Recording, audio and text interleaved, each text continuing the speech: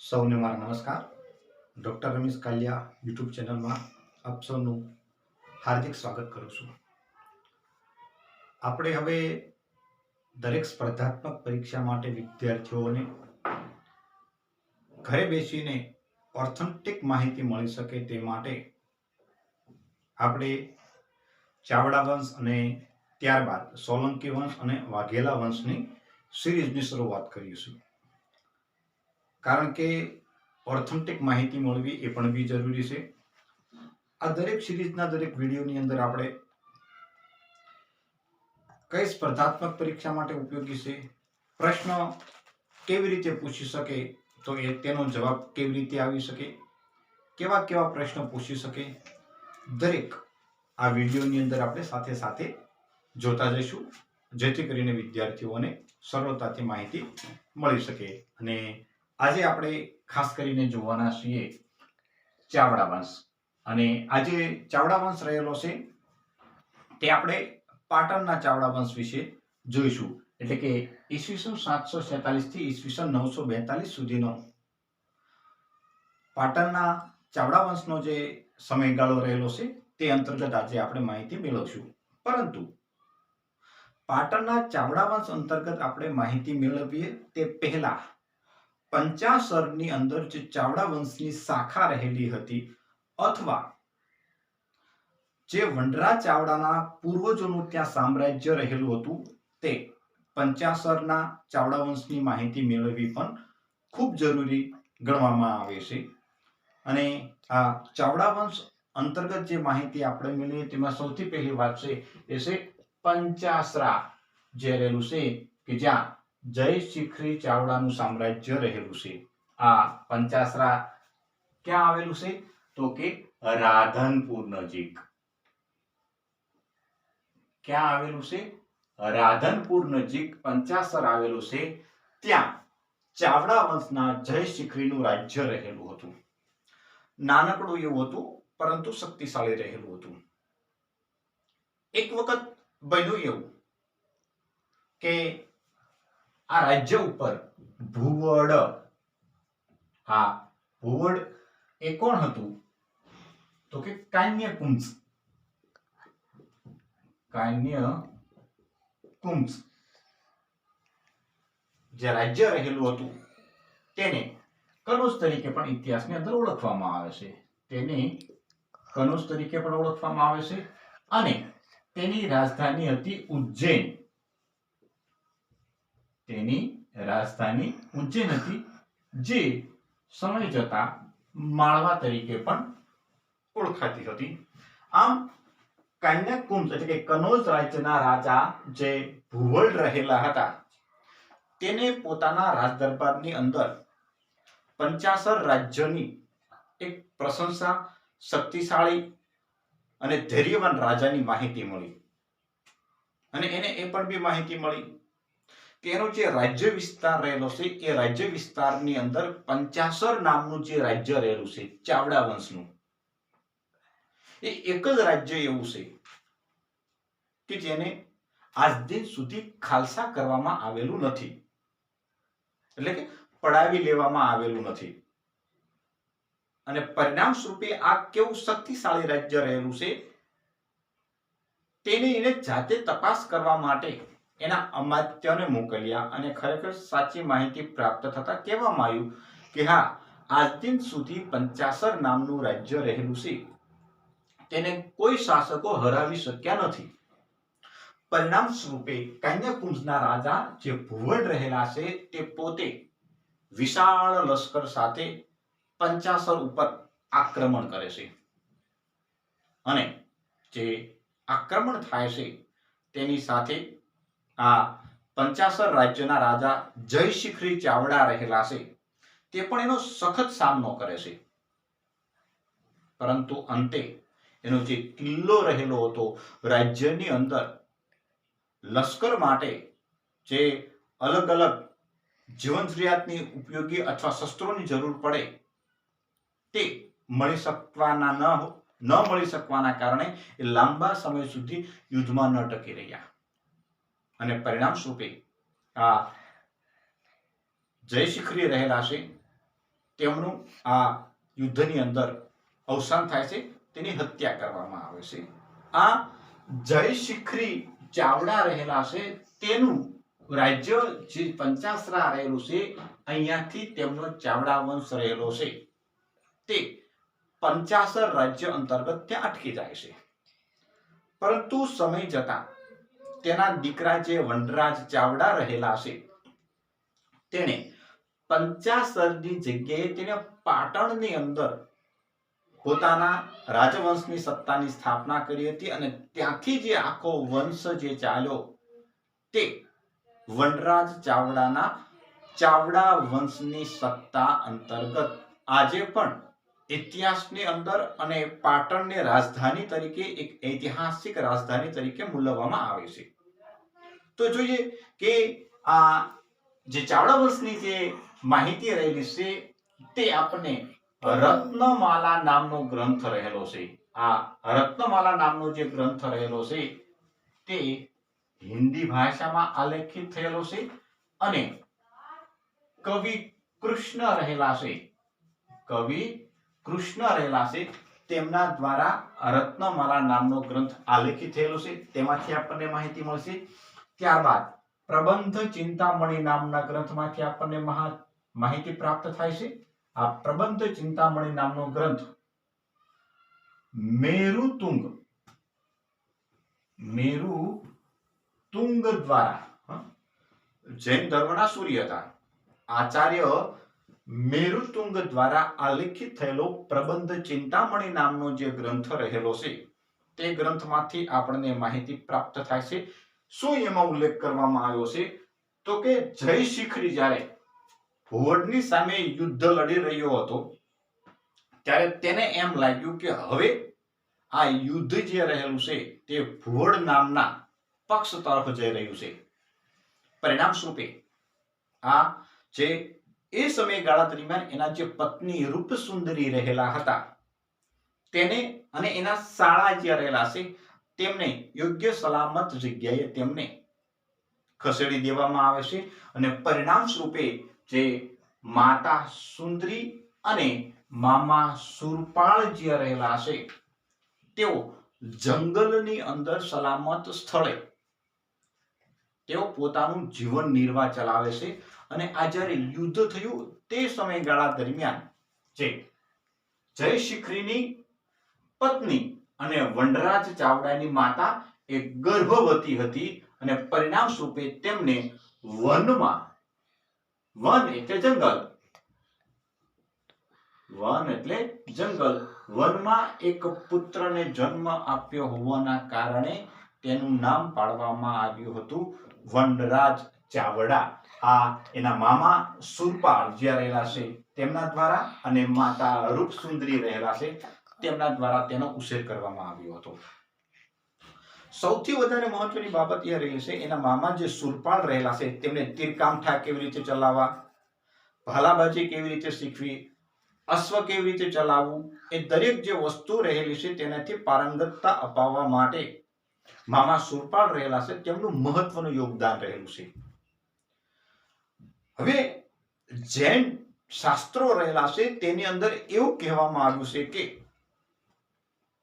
જ્યારે આ નાનું એવું બાળક એટલે જે વનરાજ ચાવડા રહેલા છે તે જ્યારે વૃક્ષની ઉપર અથવા એની ડાળીઓ સાથે બાંધેલો જે હિંચકો રહેલો છે તે હિંચકાની અંદર જ્યારે એ ઝૂલી રહ્યો હતો અને એ સમયગાળા દરમિયાન જૈન ધર્મના એક આચાર્ય કે સૂરી શીલગુણ સૂરી ત્યાંથી પસાર થાય છે અને તે આ બાળકને જોવે છે અને પરિણામ સ્વરૂપે એ ભવિષ્ય વાંકે છે કે આ બાળક જે રહેલું છે જ્યારે મોટું થશે ત્યારે કોઈ ચક્રવર્તી રાજા બનશે અને પરિણામ સ્વરૂપે આ શીલભદ્ર સૂરી રહેલા છે તેમને વનરાજ ચાવડા જ્યારે કિશોરા અવસ્થામાં આવ્યો ત્યારે તેને રાજ્યકર્તા તરીકેની તાલીમ આપવામાં આવી હતી અને જેમ જેમ મોટો થતો ગયો તેમ તેમ વનરાજ ચાવડા રહેલા છે તેમને પોતાની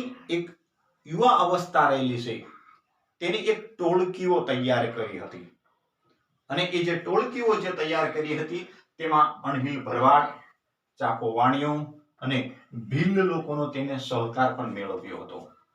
અને જ્યારે તેને જેમ જેમ સમય પસાર થતો ગયો તેમ તેમ એની ટોળકી રહેલી છે એ ટોળકી ખૂબ મોટી થતી જતી હતી.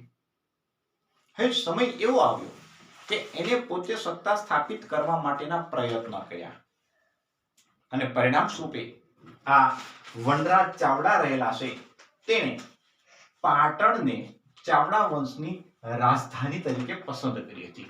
હવે બન્યું એવું કે આ સમયગાળા દરમિયાન એનો મિત્ર અણહિલ ભરવાડ રહેલો છે તેના નામ ઉપરથી એટલે કે અણહિલ પૂર પતન જો અણહિલપુર પતન શરૂઆતમાં તેનું નામ પતન રહેલું છે ત્યારબાદ શબ્દ અપભ્રંશ થઈને થાય છે અણહિલપુર પાટણ એટલે કે એનો મિત્ર જે અણહિલ ભરવાડ રહેલો છે તેના નામથી એક નગર વસાયું તેનું નામ હતું અણહિલપુર પાટણ. ત્યારબાદ ચાપોવાણીઓ તેને જાંબ તરીકે પણ ઓળખવામાં આવે છે. જો જાંબ તરીકે પણ ઓળખવામાં આવે છે અને એના ઉપરથી જે નગર વસાવવામાં આવ્યું તે હતું ચાંપાનેર. અને આ જે ચાંપાનેર જે રહેલું છે તેને વર્લ્ડ હેરિટેજ ની અંદર પણ એ સ્થાન મળેલું છે અથવા વિશ્વ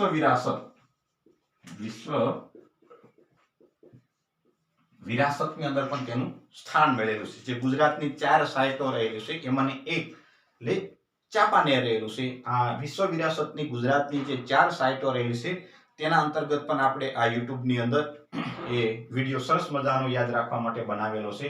એટલે કે ચાપોવાણીઓ જે રહેલો છે જે જામ તરીકે પણ ઓળખાય છે અને તે ખૂબ જ વફાદાર રહ્યો હોવાના કારણે તેના નામથી જે નગર વસાવવામાં આવ્યું તે ચાંપાનેર તરીકે ઓળખવામાં આવે છે.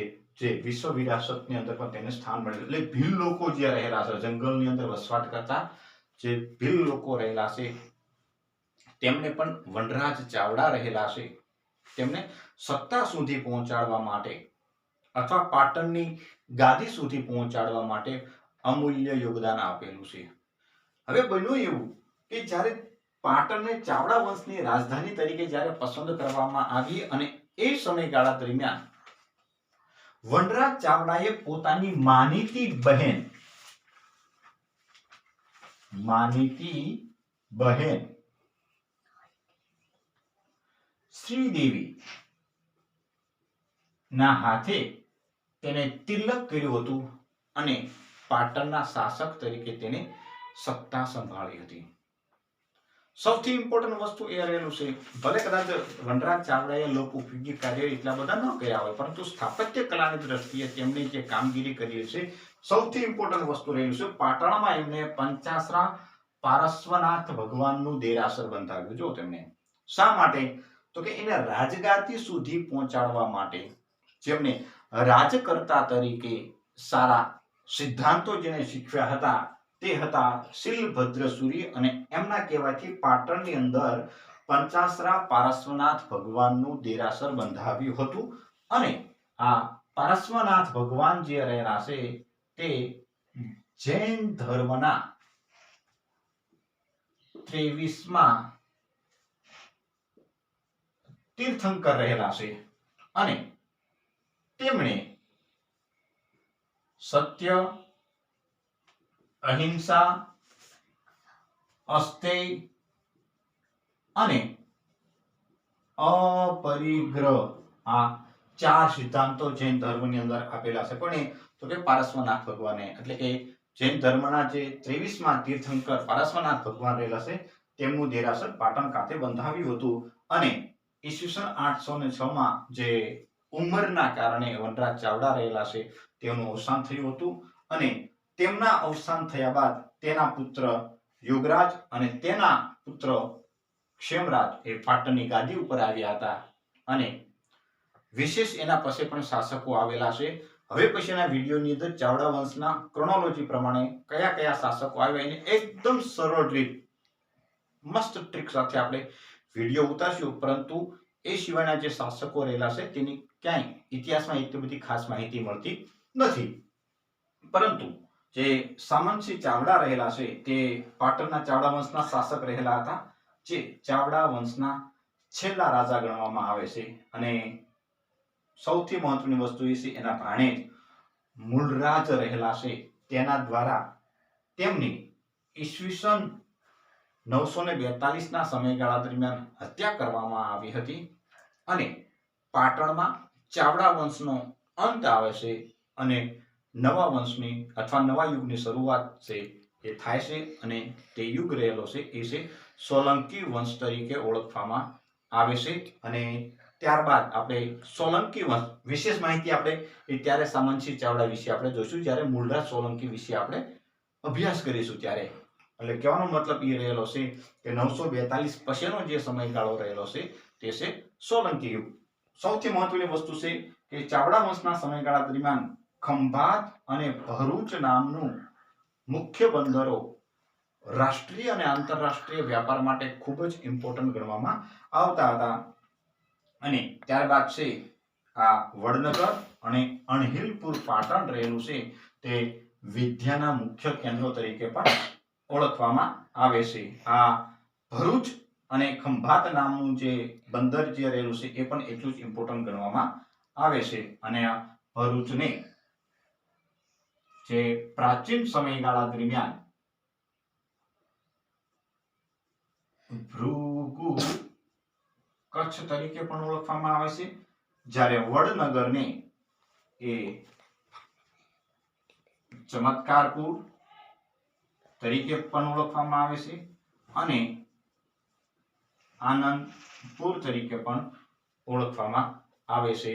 આમ આપણે ચાવડા વંશ અંતર્ગત માહિતી મળી. અને હવે પછીના જે વિડીયો આપણે જોઈશું એ છે સોલંકી યુગ, કે જેને આપણે ગુજરાતના સુવર્ણ યુગ તરીકે ઓળખીએ છીએ. હવે આમાંથી કયા કયા ઇમ્પોર્ટન્ટ પ્રશ્ન બની શકે છે તમે જુઓ.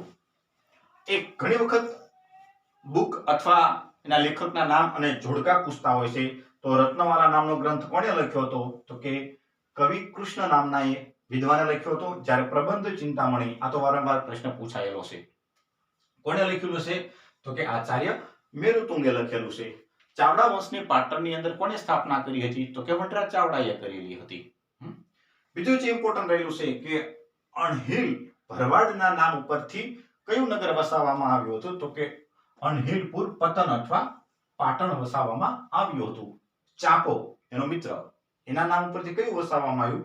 તો કે ચાંપાનેર વસાવવામાં આવ્યું હતું. પાર્શ્વનાથ ભગવાન કેટલામાં તીર્થંકર હતા? 23માં તીર્થંકર રહેલા હતા. કોના હાથે વનરાજ ચાવડાએ રાજ્યાભિષેક અથવા તિલક કર્યો હતો? તેની માનીતી બહેન, જો માનીતી બહેન શ્રીદેવીના હાથે તેણે એ રાજ તિલક કરાવી અને રાજ્યાભિષેક કરાવ્યો હતો. અને ચાવડા વંશના છેલ્લા શાસક કોણ? તો કે સામંતસિંહ ચાવડા રહેલા છે. તેના અંતર્ગત પણ વારંવાર પ્રશ્નો પૂછાયેલા છે. અને સોલંકી વંશની સ્થાપના કોણે કરી? તો કે મૂળરાજ સોલંકીએ કરેલી છે. તે બાબતે પણ પ્રશ્નો પૂછાયેલા છે. ભરૂચનું પૌરાણિક નામ કયું છે? તો કે ભૃગુ કચ્છ, જોડકા સ્વરૂપે પૂછે છે. આ બાજુ આધુનિક નામ અને આ બાજુ પ્રાચીન નામ હોય છે. અને આ રીતે આપણે જોડકા જોડવાના હોય છે, એટલે એ પણ જાણવું ખૂબ જરૂરી છે. વડનગર જે રહેલું છે એને ચમત્કારપુર તરીકે પણ ઓળખવામાં આવે છે અને તેને આનંદપુર તરીકે પણ ઓળખવામાં આવે છે. આવી રીતે જો આપને અમારો વિડીયો ગમ્યો હોય તો લાઈક આપજો, શેર કરો અને અમારી ચેનલ જે રહેલી છે એને સબસ્ક્રાઇબ કરો, જેથી કરીને સ્પર્ધાત્મક પરીક્ષાની તૈયારી કરતા દરેક ઉમેદવાર જે મિત્રો રહેલા છે તેમને સચોટ, તટસ્થ અને આધારભૂત માહિતી મળી શકે. આભાર. Thank you so much.